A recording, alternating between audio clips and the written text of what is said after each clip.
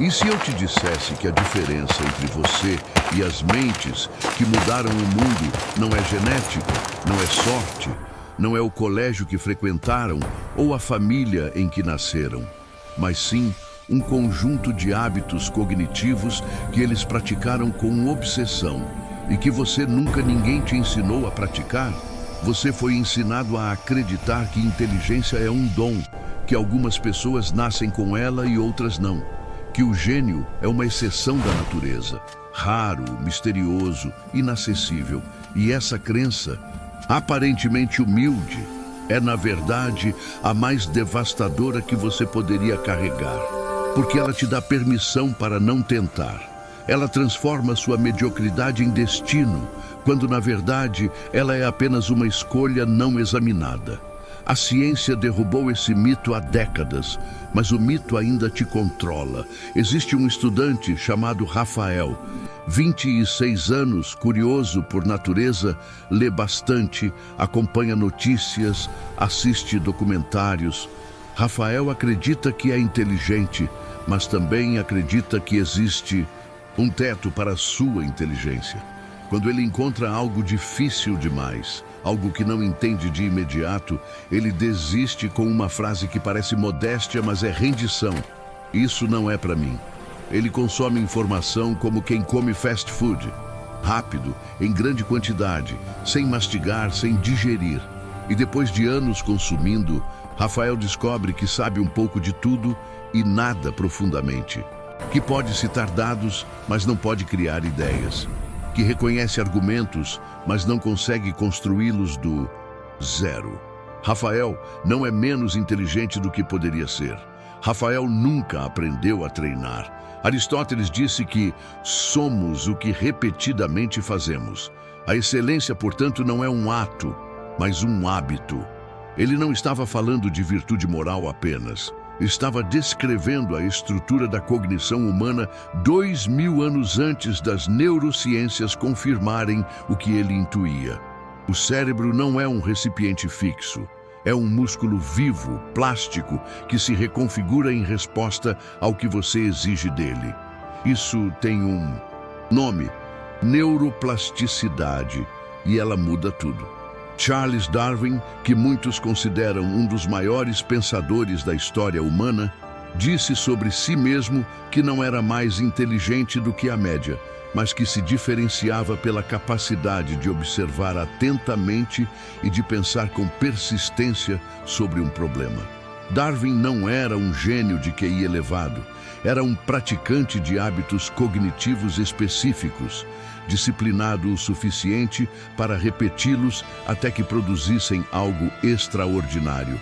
A maioria das pessoas trata o pensamento como algo que acontece com ela, não como algo que ela faz.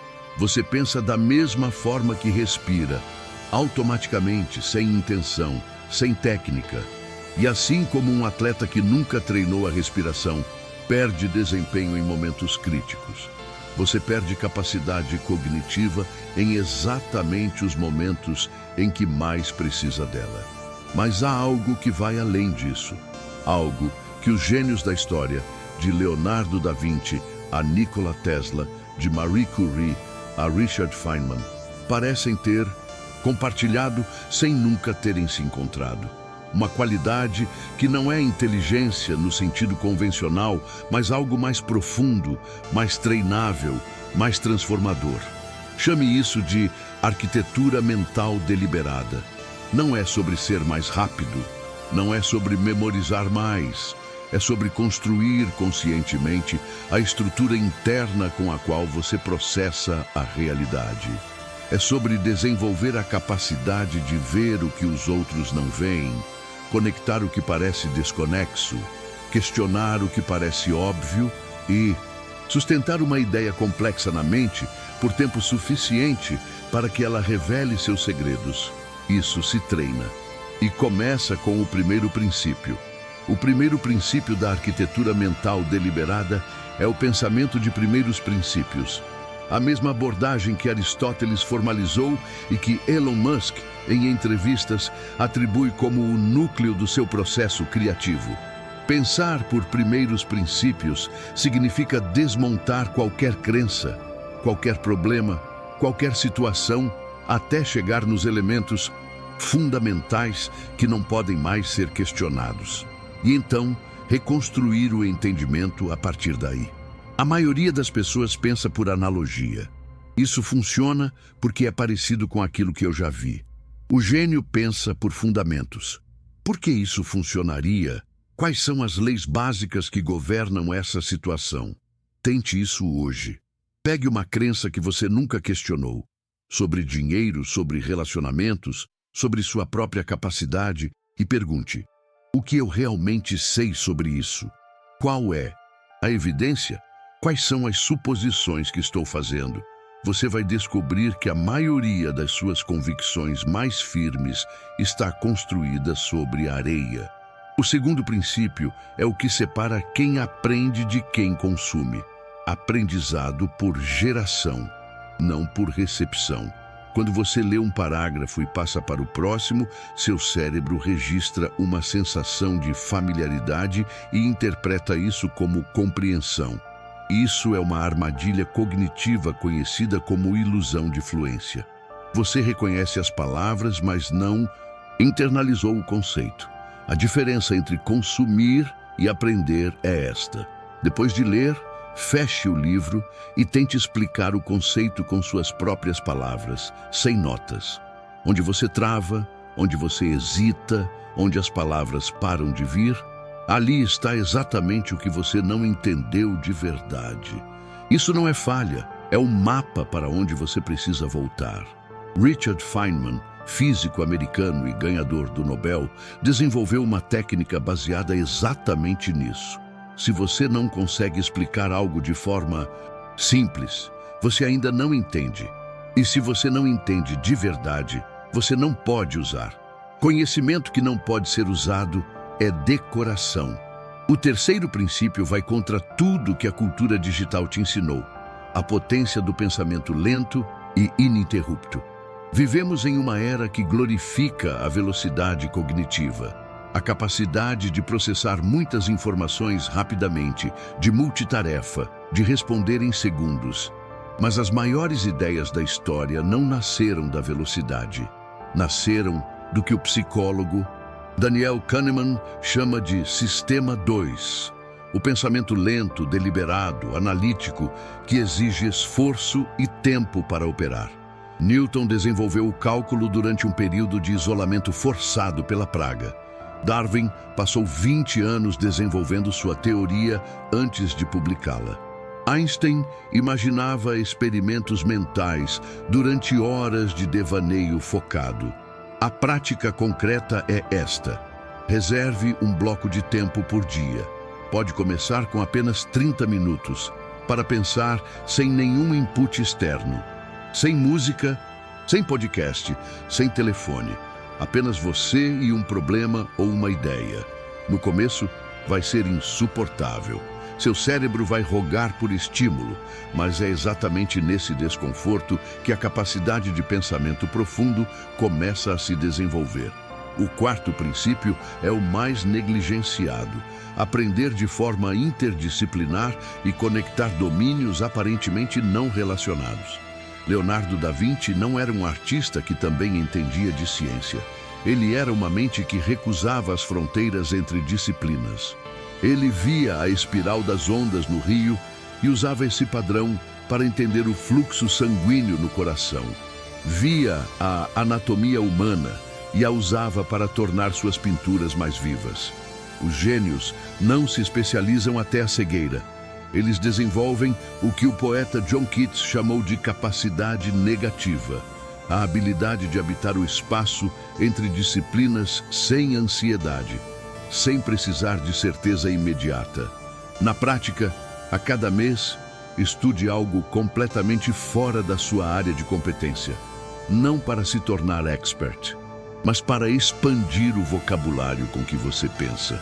Um engenheiro que estuda filosofia pensa de forma diferente de um engenheiro que só estudou engenharia. Um empreendedor que lê história militar tem ferramentas estratégicas que o empreendedor que só leu livros de negócios jamais vai ter. O quinto princípio é o mais subversivo de todos: abraçar a confusão como sinal de progresso, não de fracasso. Toda vez que você está genuinamente confuso, significa que você está na fronteira do seu entendimento atual. E a fronteira é o único lugar onde o crescimento real acontece.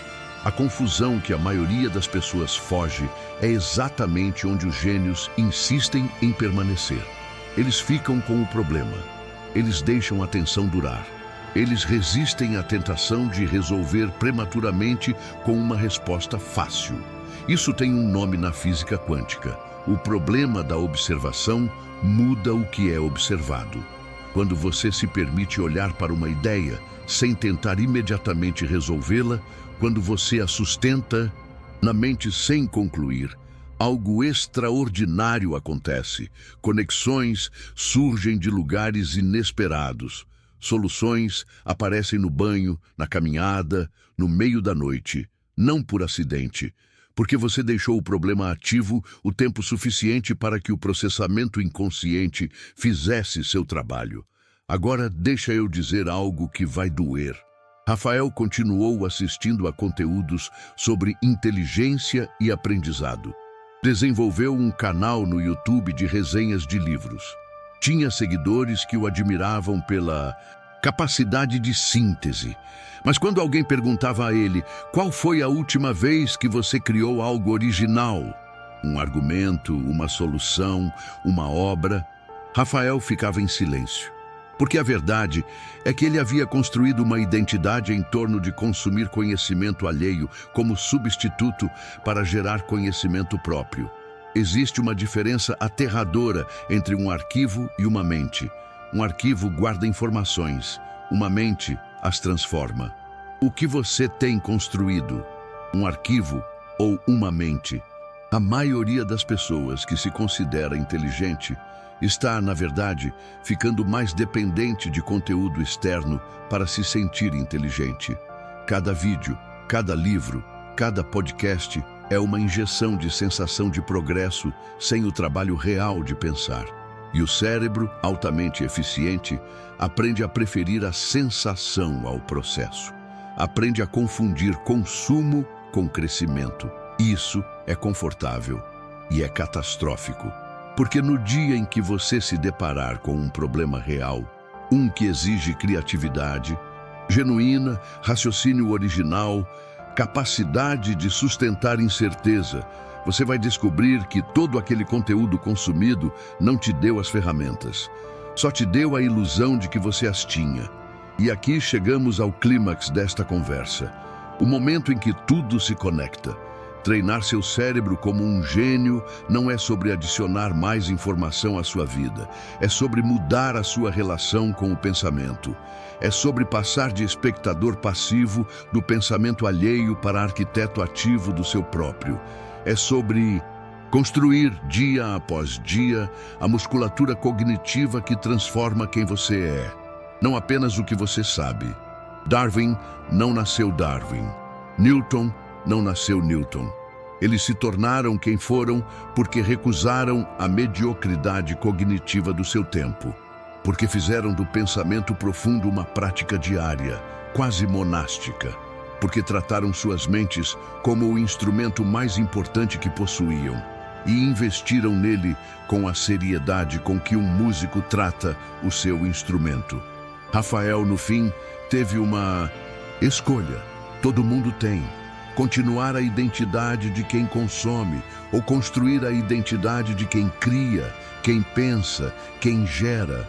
Ele escolheu parar de resenhar os livros dos outros e começar a escrever o dele, não porque se tornou mais inteligente de repente, mas porque decidiu treinar a mente que sempre teve, mas nunca havia exigido o suficiente.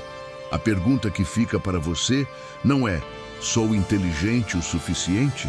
A pergunta certa, a única que importa, é: estou exigindo o suficiente da minha mente? Escreva nos comentários: Minha mente é um músculo, não por protocolo, mas porque essa declaração muda algo sutil e fundamental em como você vai se relacionar com o próximo desafio que aparecer. Porque quando você trata sua mente como um músculo, o esforço deixa de ser uma ameaça e passa a ser o ponto. Se você chegou até aqui, você já é diferente de quem começou a assistir, porque a maioria desistiu no meio. E resistir ao impulso de sair é, em si, um ato de treinamento mental. Este canal existe para quem quer ir além do superficial, para quem entende que a batalha mais importante é a da mente. Se você quer continuar desenvolvendo a arquitetura mental deliberada que transforma como você pensa, decide e cria, você já sabe o que fazer. Inscreva-se, porque a próxima conversa vai ser ainda mais funda. Gênios não nascem, eles são forjados, e a forja começa agora.